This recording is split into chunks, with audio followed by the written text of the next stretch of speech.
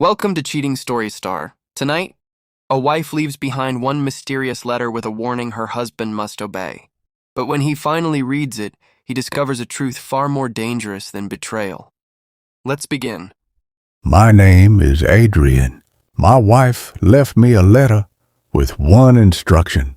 Don't read this until I'm gone. Not gone for the weekend. Not gone to her sister's. Gone! I remember staring at those words while she stood across the kitchen, completely calm. She pushed the envelope toward me. Promise me. I looked at her. What is this? You'll understand when you read it.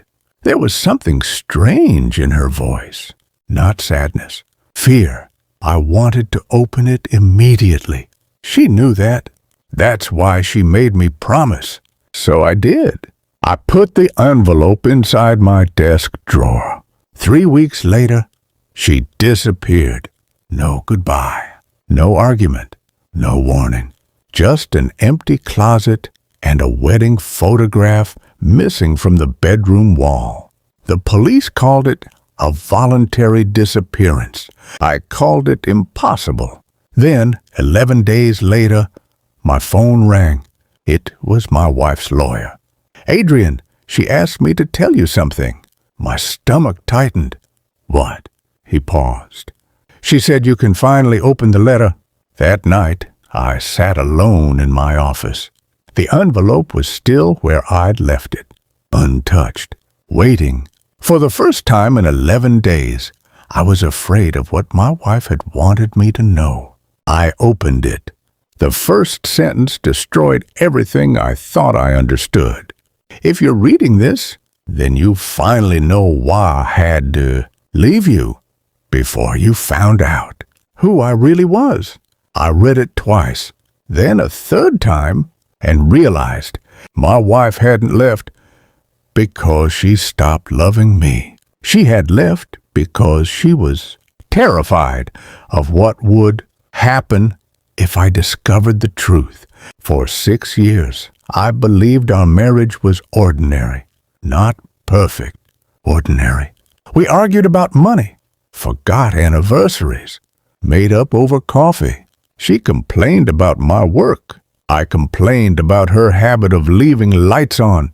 Normal problems, safe problems. But after reading that first paragraph, old memories began changing shape. Her locked phone, her sudden business trips, the nights she slept with her phone underneath her pillow, the questions she'd ask about my bank accounts, the strange interest in my father's estate. At the time, I dismissed everything.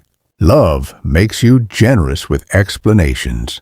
I remembered one night, 3 years earlier, she had asked me, if something happened to you, who would inherit everything? I laughed. Why are you asking? She smiled. Just curious. Now the memory felt different. Not curious. Calculating. I continued reading. She admitted she'd been hiding a second identity. Not another man. Something much worse. A financial secret. She had been involved with a group that purchased distressed properties through shell companies. My name had been used on several documents without my knowledge. My signature had been copied. My credit had been used, and one of the companies had recently become the target of a federal investigation. I stopped reading. My hands went cold. Then I saw the name of the person who had helped her, my older brother, Marcus. I whispered, no, but the letter didn't stop there. For the next 2 days, I didn't call anyone. I investigated.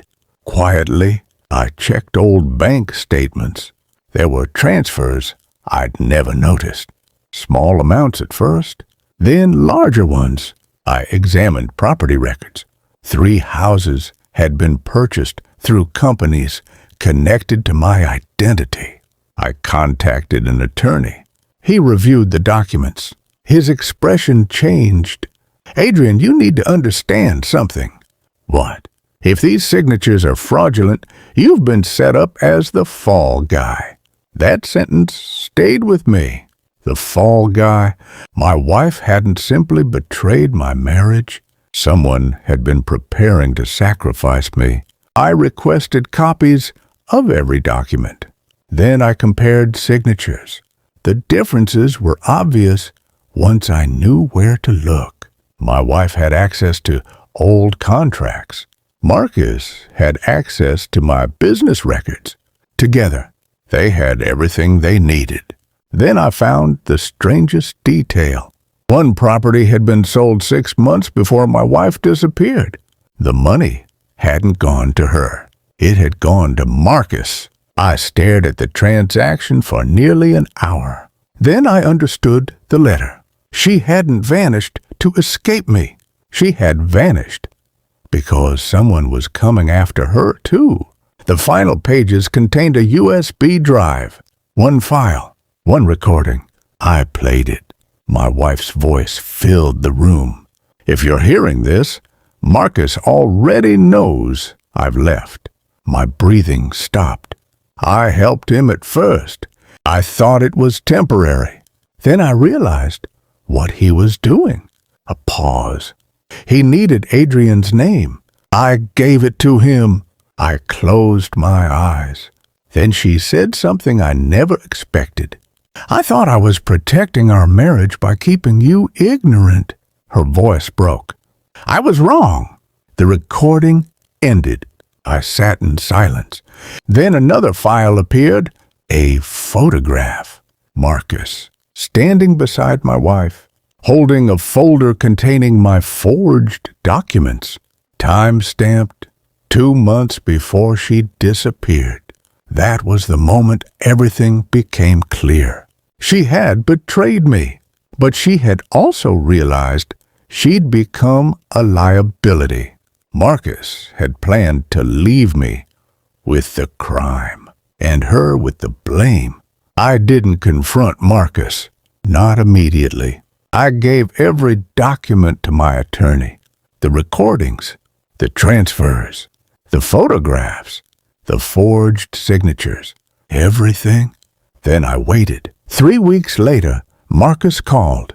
His voice was unusually calm. You've been asking questions. I smiled. Have I? Adrian, whatever you think you found, I haven't thought anything. Silence. Then I said, I've documented everything. He stopped breathing for a second. I could hear it. That tiny hesitation told me more than any confession. You wouldn't understand. I understand perfectly. I ended the call. The investigation began the following morning. Marcus was questioned. The shell companies were frozen. The fraudulent transactions were traced. His carefully constructed life began collapsing without me ever raising my voice. My wife was found 2 months later, alive. She had been hiding under another name. When she finally stood in front of me, she looked smaller, tired, broken. I'm sorry. I looked at her. I believe you. Her eyes filled with tears. Can you forgive me? I shook my head. Understanding isn't forgiveness. She looked down. I handed her the original letter. You wanted me to know the truth. She nodded.